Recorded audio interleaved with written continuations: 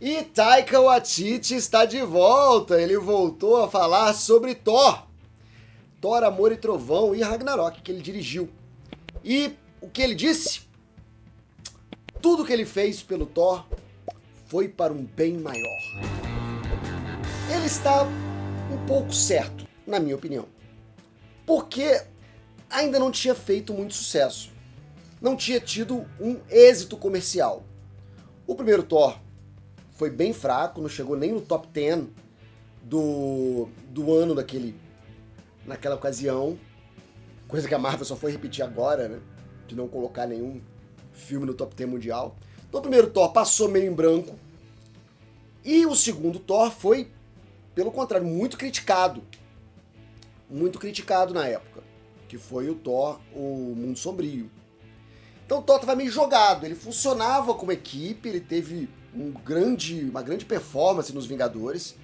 Atingiu $1 bilhão, virou um personagem popular, virou um personagem que o público gostava. Mas os filmes não conseguiam encontrar o tom correto para o Thor. O primeiro diretor é o Kenneth Branagh, que trouxe aquela coisa meio shakespeariana e que não colou na ocasião. E aí, eis que entra Taika Waititi na jogada, que era um diretor que tinha acabado de surgir, com ideias inovadoras, com estilo anárquico, com estilo iconoclasta, e botaram o Taika para trabalhar o Thor. E ele conseguiu um grande êxito com o Thor. Ele conseguiu a primeira grande bilheteria para o Deus do Trovão, que foi em Thor Ragnarok, que foi um filme elogiado tanto pela crítica quanto pelo público na ocasião. Pelo menos a maioria deles. E fez o que a Marvel queria o tempo todo, que é primeiro construir um personagem um pouco mais popular e segundo, dinheiro. E deu tudo certo. Taika foi louvado, imediatamente ele ganhou um contrato para escrever um filme Star Wars. Ele foi dirigir o último episódio da série Mandaloriano, que ele mandou bem. É um episódio bem legal.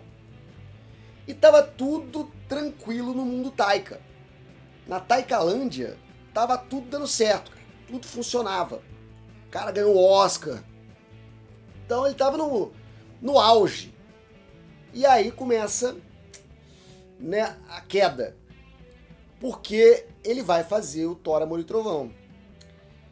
E há um consenso de que Taika perde a mão no Thor, Amor e Trovão. Que ele pega dois arcos extremamente dramáticos, que era o arco do Gore, e ele consegue trazer o Christian Bale, que ninguém acreditava que o Christian Bale, após o Batman, ia se meter com um filme de quadrinho de novo. Ele topou. E ele pega a saga da Jane Foster, que também é uma saga trágica.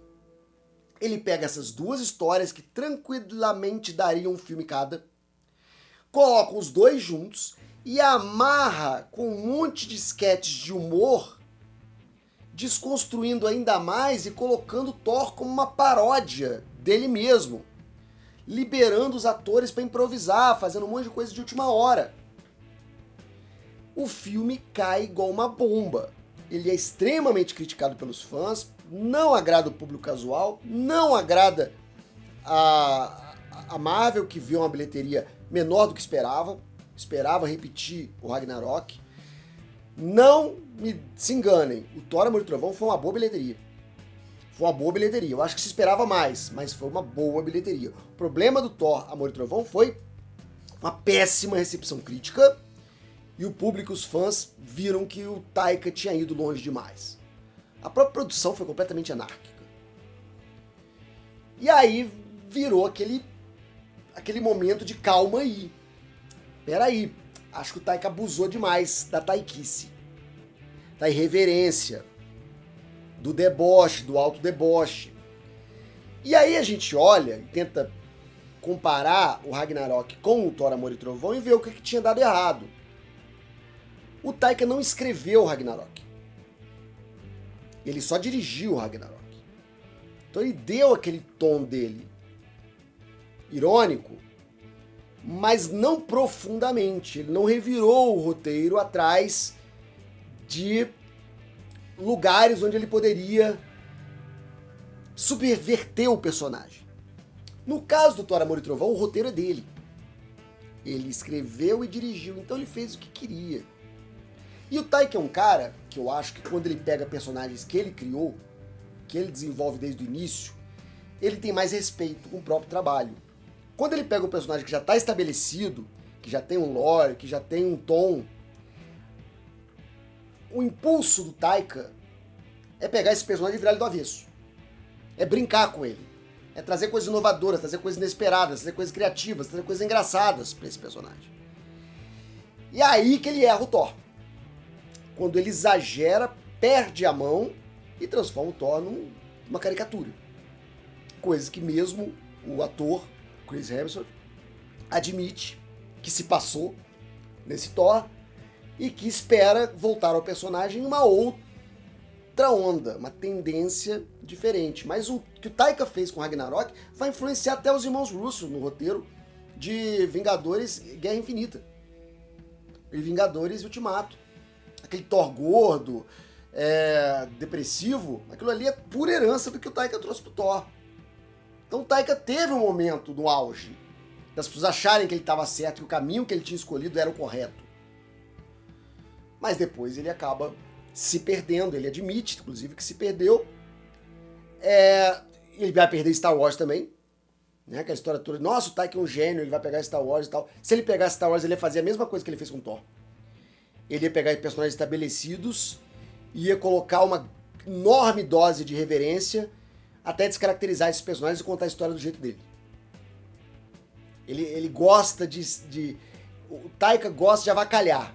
Ele gosta de brincar e subverter expectativas com os personagens de uma forma cômica.